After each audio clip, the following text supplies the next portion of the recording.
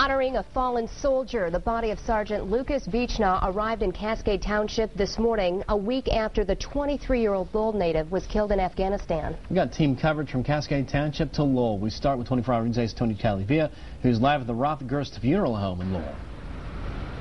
Good afternoon, Brett. The streets here in Lowell were lined with people who wanted to honor Sergeant Lucas Beachnaw, pay their respects to the man who graduated from Lowell High School in 2004 and died serving his country last week in Afghanistan. As we drove from Grand Rapids out, we saw people hanging flags from the overpasses of freeways, standing in the cold at corners, wanting to honor Sergeant Lucas Beachnaw. When we came into Lowell, more and more people, including fellow servicemen, people who knew him, and strangers who felt compelled to be here.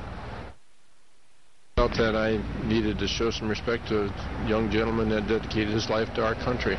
It really brought to light what these guys are doing. Just very hard, very hard. A woman who knew the family since very many years, for very many years, talking about how difficult it was to hear this news. Visitation begins at 2 o'clock today at Ada Bible Church, and that is where Sergeant Lucas Beachnaw's body headed after leaving the funeral home here in Lowell. Live in Lowell, Tony Talavia, 24-hour News 8.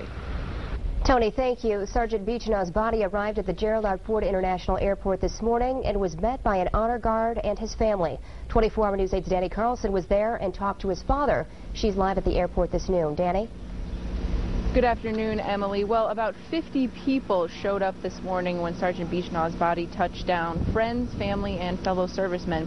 Sergeant Beachnaw's body was flown in on a chartered jet, and we were about 50 yards away. The sobs of the morning could be heard even that far away. The body of the 23-year-old flew into the runway on that chartered jet. The plane landed at about 9:30 this morning and was met by an honor guard, and 8 fellow servicemen carried the casket off the jet into the waiting hearse. More than 30 cars then joined the procession to Lowell for a private service and visitation later today. Today also served as a tough goodbye for family members who wish they could talk to him just one last time.